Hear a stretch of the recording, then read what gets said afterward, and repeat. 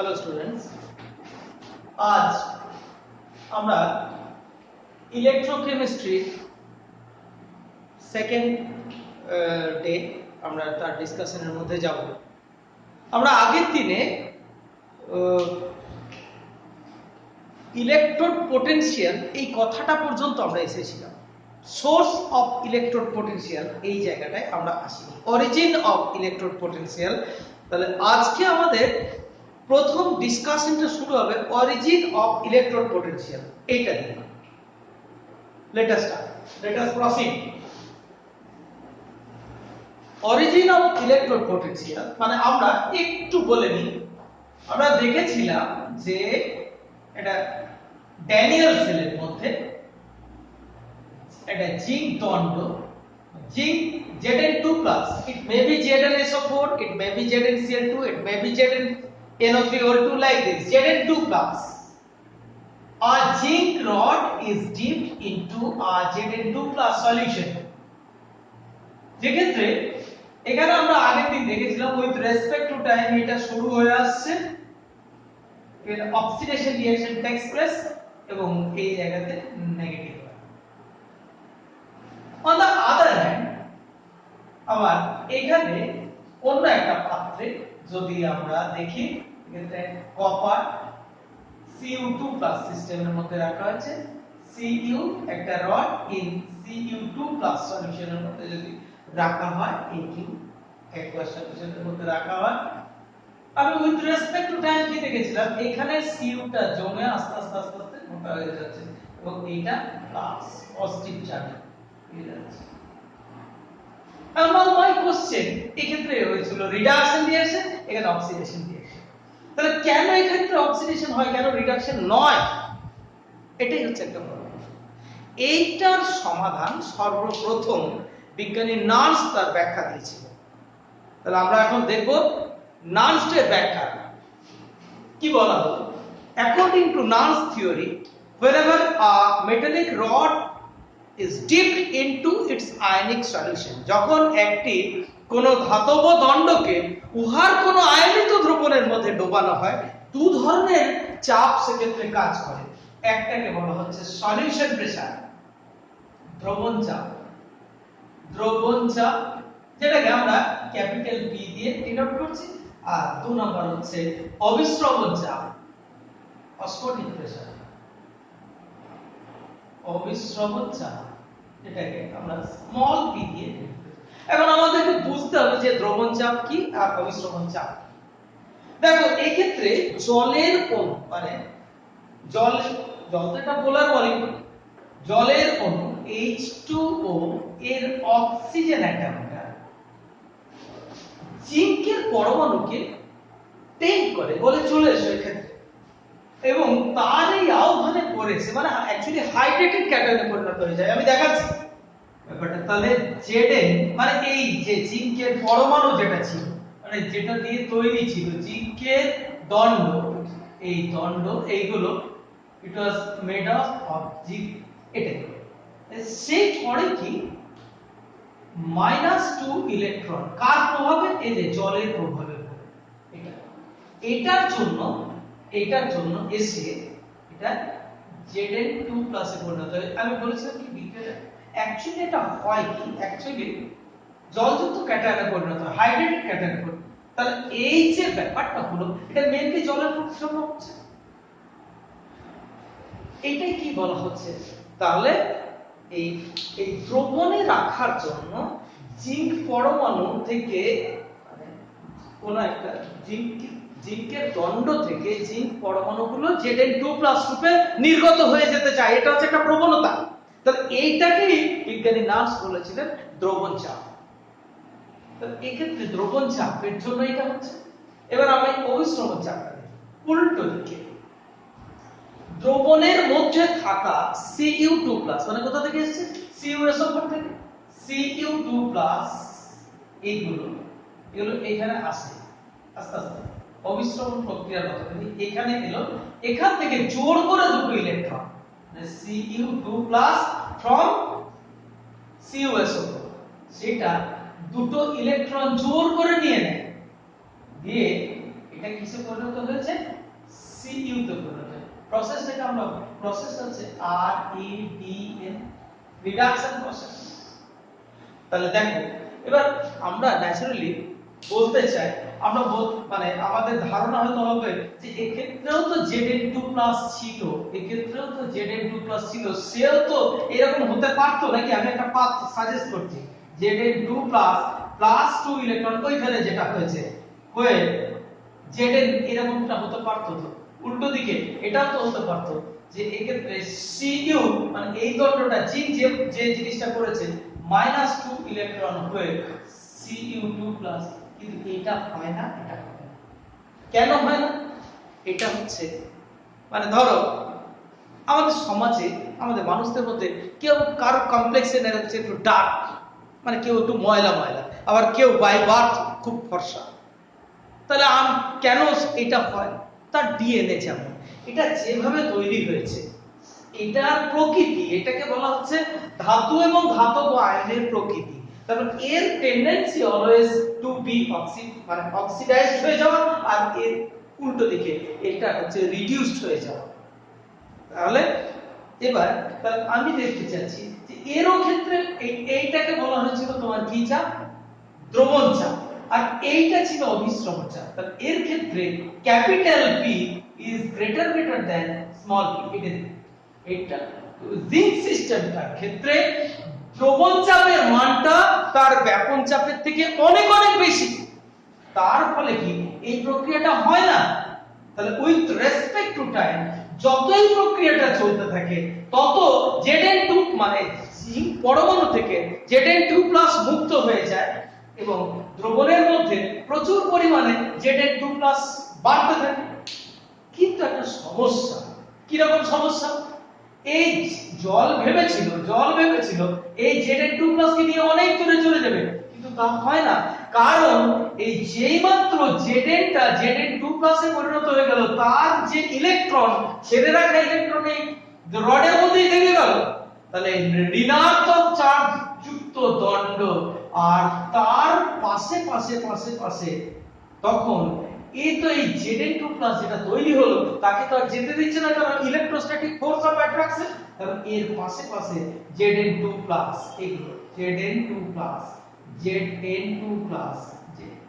তাহলে ঋণাত্মক চার্জ যুক্ত দণ্ড তার পাশে ধনাত্মক চার্জ যুক্ত আয়ন। তারপরে এই দেখো আমি যদি একটু যদি আমরা খেয়াল করি, এটা ধরো জিঙ্ক দণ্ড আর তার পাশে মানে যেটা ক্ষয়প্রাপ্ত হয়ে যাচ্ছে, যেটা ক্যারট সেট গাজরের মতো দেখতে এরকম দেখতে হয়ে যাচ্ছে, আর তার পাশে Zn2+ আয়নগুলো, এটা চার্জ কিন্তু ঋণাত্মক। তাহলে একটা ঋণাত্মক চার্জ যুক্ত দণ্ড তার চারপাশে ধনাত্মক চার্জ যুক্ত আয়ন, এটা একটা ইলেকট্রিক্যাল ডাবল লেয়ার তৈরি হচ্ছে না, তড়িৎ দ্বিস্তর তৈরি হচ্ছে। এই ব্যাপারটা কি বলা হয়? Electrode potential.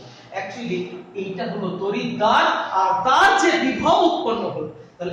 তাহলে যদি কোন একটা সিস্টেমে যদি দ্রবণ চাপের মানটা তার ব্যাপন অভিস্রবণ চাপের চাইতে বেশি হয়, তাহলে আমরা কি দেখতে পারবো? অর্থাৎ সেক্ষেত্রে জারণ বিক্রিয়াটার প্রাধান্য পাবে, অর্থাৎ সেক্ষেত্রে দণ্ডটা ইলেকট্রোডটা ঋণাত্মক চার্জ প্রাপ্ত হয়। যেমন দেখা যায় Zn2+ সিস্টেমের ক্ষেত্রে।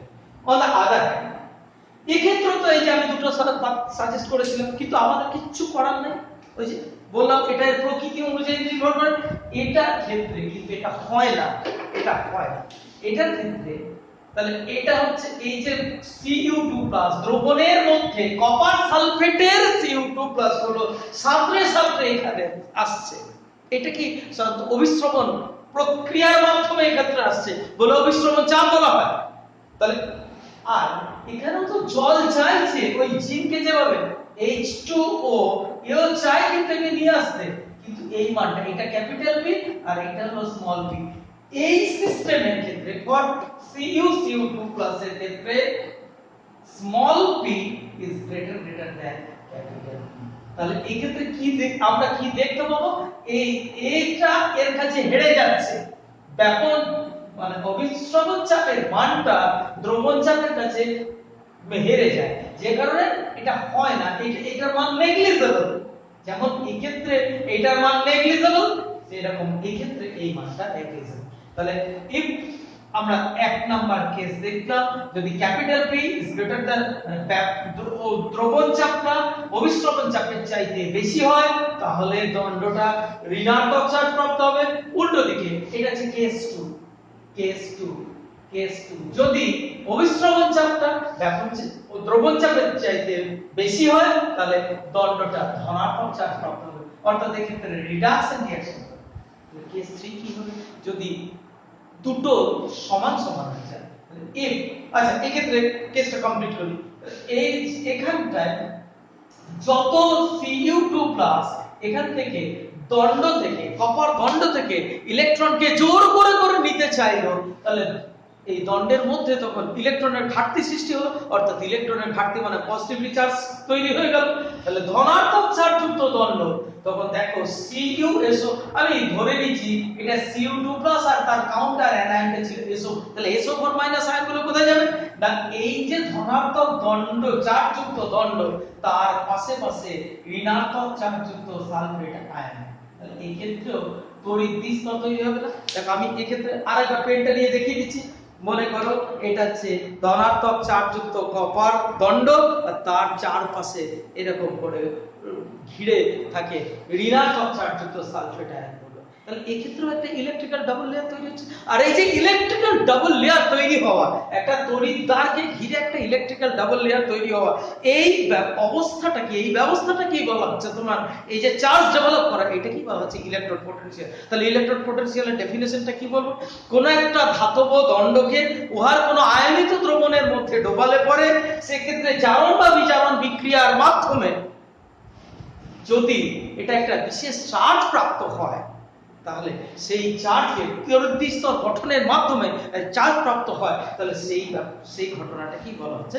তড়িৎদ্বার বিভব। তাহলে যদি জারণ বিক্রিয়ার দ্বারা এই তড়িৎদ্বার বিভবটা তৈরি হয়, তাহলে তখন তাকে বলবো আমরা জারণ বিভব। আর বিজারণ বিক্রিয়ার দ্বারা যদি এই তড়িৎ বিভবের উৎপত্তি হয়, তাহলে তখন তাকে বলবো আমরা বিজারণ বিভব। সেটাকে আমরা সাধারণত লিখি ই।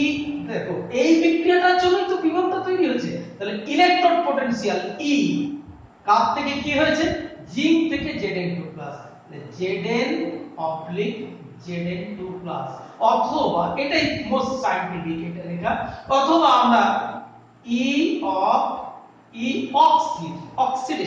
অক্সিডেশন বিক্রিয়ার মাধ্যমে হয়েছে, সেজন্য এটাকে অক্সিডেশন।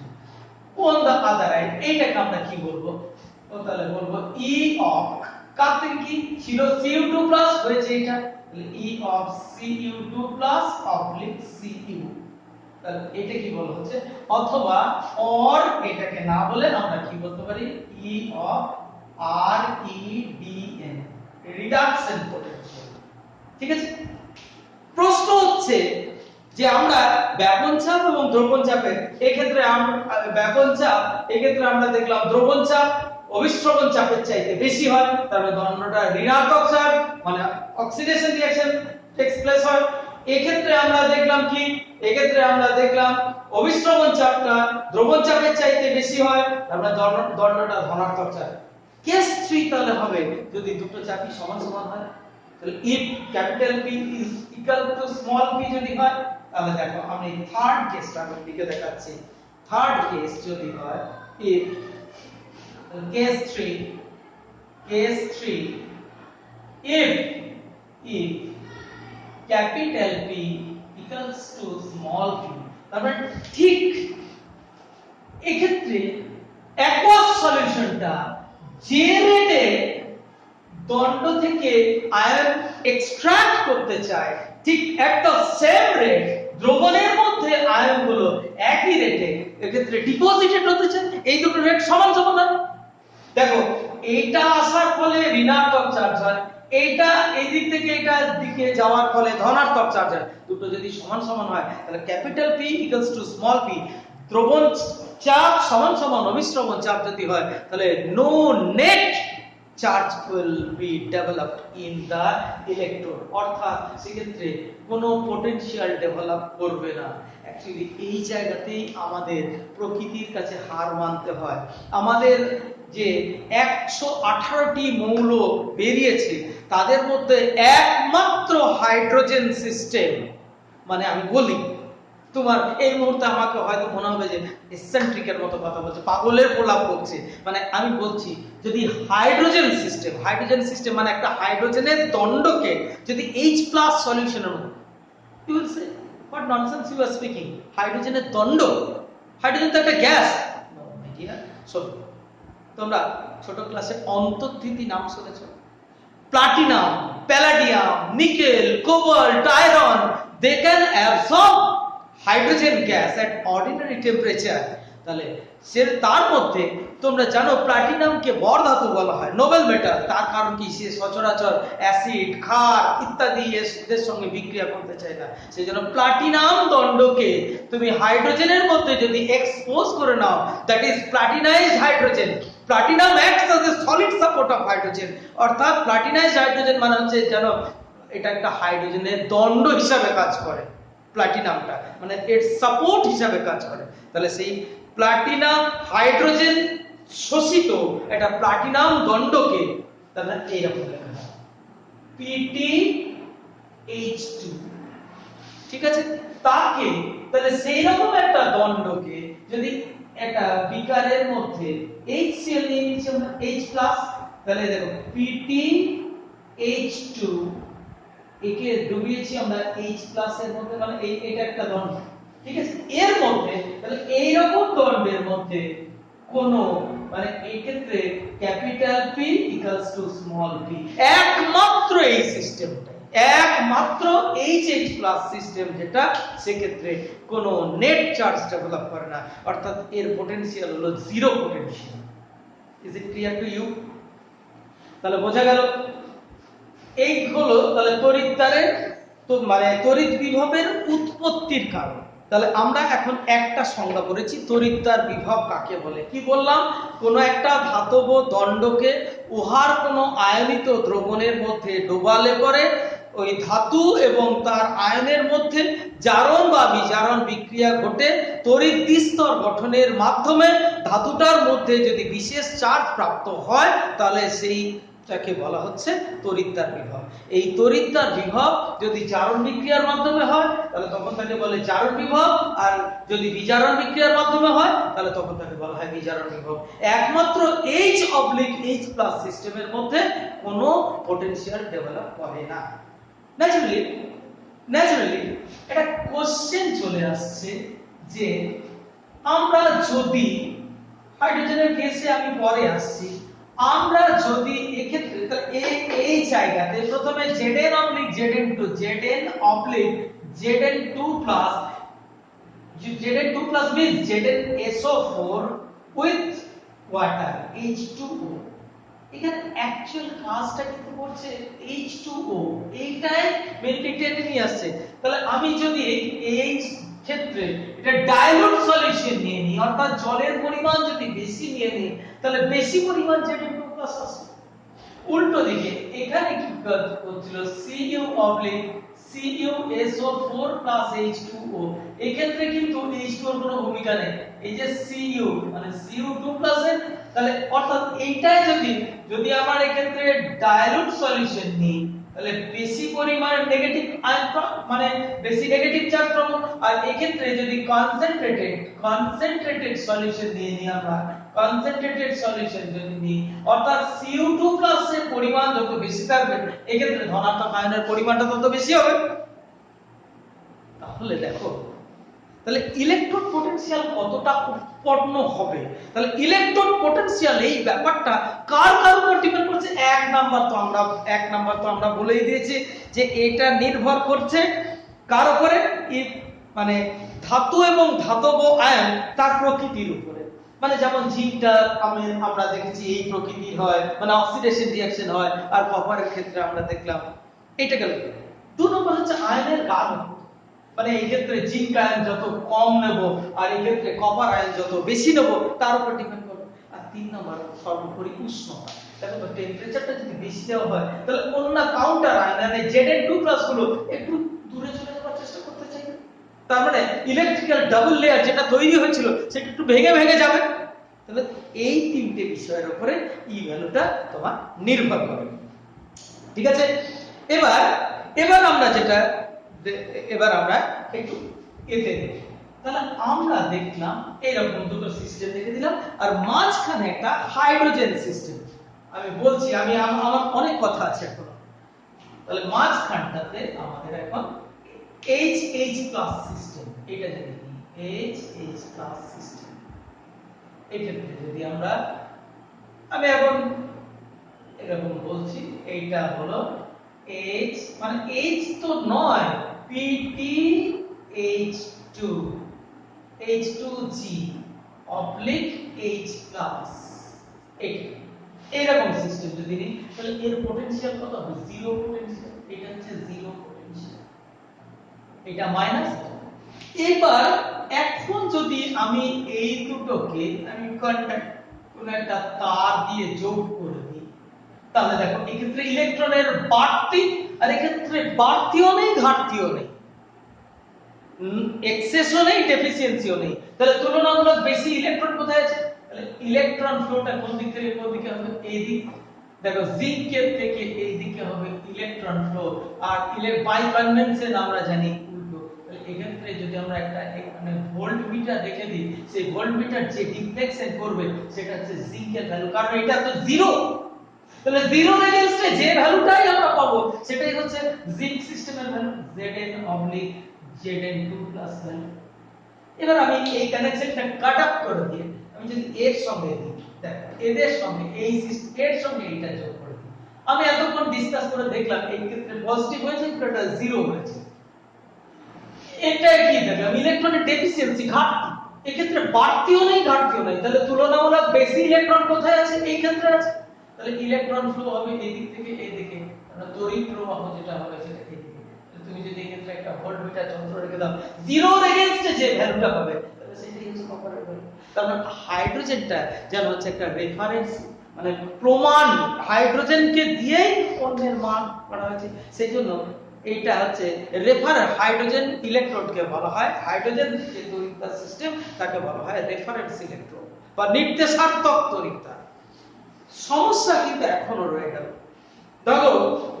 ধরো দুটি ছেলের মধ্যে কে কত ভালো দুটো তিনটে ছেলের মধ্যে কে কত ভালো কেমিস্ট্রি জানে একজনকে ভীষণ কঠিন কোশ্চেন দেওয়া হলো একজনকে খুব ইজি দেওয়া হলো আর একই সেম চ্যাপ্টারের উপরে আর একজনকে মাঝামাঝি কোশ্চেন দেওয়া হলো তাহলে কি তাদের নলেজকে জাজমেন্ট করতে পারবো না পারবো না কারণ তাদের যদি অ্যাকচুয়াল জাজমেন্ট করতে হয় তাহলে তাদেরকে একই কোশ্চেন দিতে হবে একই সময় ধরে পরীক্ষা নিতে হবে একই লোক মানে সেই খাতাটাকে চেক করবে এবং একই মেন্টালিটি নিয়ে করবে তবেই তো আমাদের বুঝতে পারা যাবে তাহলে দেখো এই ক্ষেত্রে আমরা বলেছিলাম এর কনসেন্ট্রেশন কম আবার এই যে Cu/Cu2+ এর কনসেন্ট্রেশন বেশি এসব করলে তো হবে না তাহলে প্রত্যেককে একই রকম কনসেন্ট্রেশন দিতে হবে সেটা ঠিক করা হবে এটা কত এটা 1 মোলার কনসেন্ট্রেশন এটাও হলো 1 মোলার কনসেন্ট্রেশন 1 মোলার কনসেন্ট্রেশন এটাও তাই 1 মোলার কনসেন্ট্রেশন এবং প্রত্যেক ক্ষেত্রে টেম্পারেচার আমি আরেকটা ফ্যাক্টর বলেছিলাম না এটা হচ্ছে কনসেন্ট্রেশন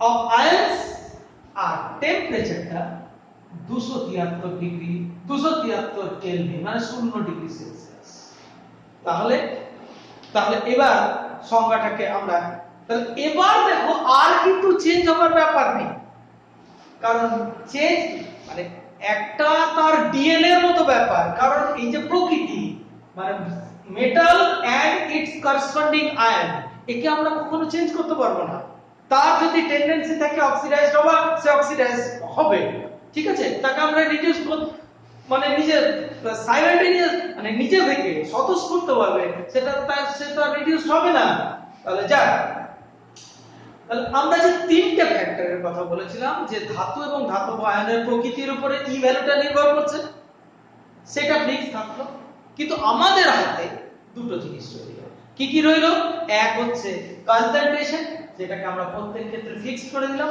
আর টেম্পারেচার তাহলে এবার আমি সংজ্ঞাটা একটু অন্যরকম ভাবে বলি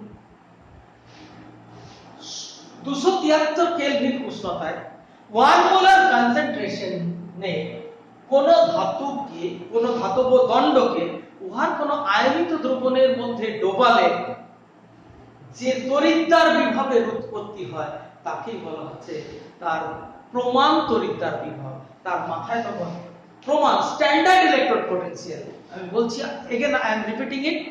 If a metallic rod is dipped into its 1 molar concentrated solution at 273 Kelvin temperature, the potential developed on the electrode is known as standard electrode potential, and it is denoted as E0. E0 তাহলে কেমন লিখবো?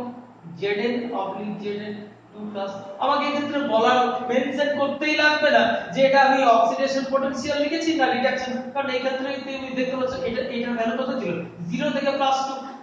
You know from your class 11 starting, increase in oxidation number is oxidation and decrease in oxidation number is reduction. তাহলে এইটা হলো, তাহলে এবার আমি যদি কনসেন্ট্রেশনটাকে চেঞ্জ করতাম, মানে এইটা চেঞ্জ করতাম এবং এইটা চেঞ্জ করতাম, তাহলে এই ভ্যালুটা চেঞ্জ হতো, কিন্তু এই দুটোকে তো আমরা ফিক্সড রেখেছি, তবেই তো আমরা E0 বলতে পারি। তাহলে now my question, which is changeable, E or E0?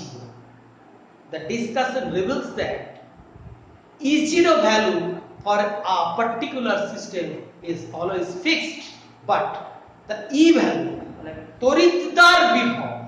তড়িৎদ্বার বিভবের মানটা কনসেন্ট্রেশন এন্ড টেম্পারেচারের সঙ্গে এটা চেঞ্জ হয়ে যায়, কিন্তু E0 ভ্যালুটা কখনোই চেঞ্জ হতে পারে না।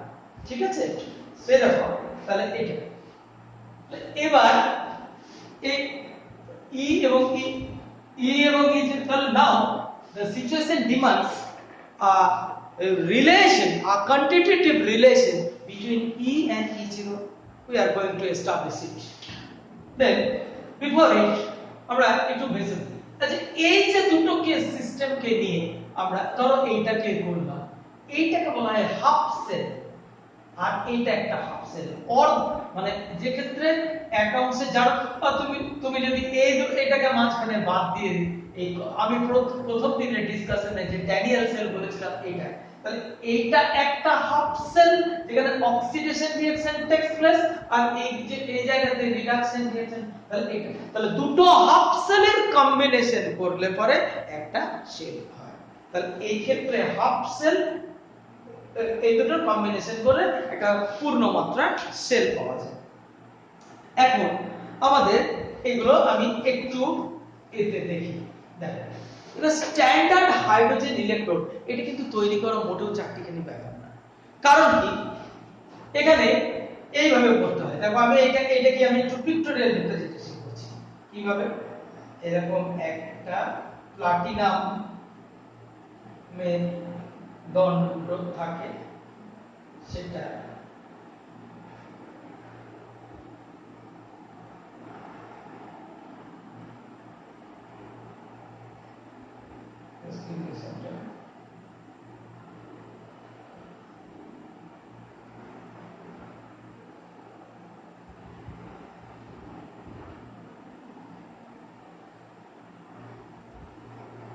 চলো এটা এটার মধ্যে দিয়ে 1 অ্যাটমোস্ফিয়ার চাপ, 1 অ্যাটমোস্ফিয়ার প্রেসারে হাইড্রোজেন গ্যাস চালানো হয়, আর এই গোটা সিস্টেমটা ডোবানো থাকে। এটা প্লাটিনাম মেটাল, এটা হচ্ছে প্লাটিনাম ব্ল্যাকের আস্তরণ দেওয়া প্লাটিনাম মেটাল, আর এটা হলো HCl, 1 মোলার HCl দ্রবণের মধ্যে ডোবানো হয়। এই ক্ষেত্রে যে পটেনশিয়ালটা ডেভেলপ এবং টোটাল টেম্পারেচার থাকে 273 কেলভিন, তাহলে এই ক্ষেত্রে যে পটেনশিয়ালটা তৈরি হয় সেটা হচ্ছে 0।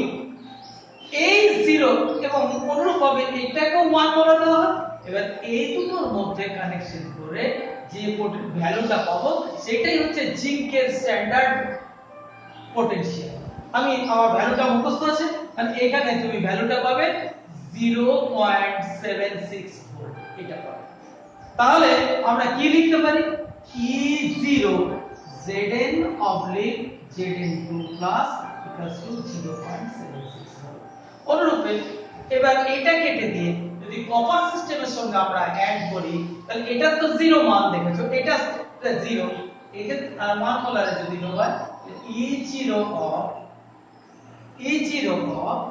Cu2 2 plus oblique CU equals to, এটা এক্সপেরিমেন্টাল রেজাল্ট শো করে 0.34 ভোল্ট। এর থেকে আমরা পরের দিন আবার আমরা পরের ক্লাসটায় পরে আমরা ডিসকাশন এগিয়ে নিয়ে যাব, কারণ আমার ফোনের মানে যন্ত্রের আর এর থেকে বেশিক্ষণ আর ক্লাস পারমিট করে না।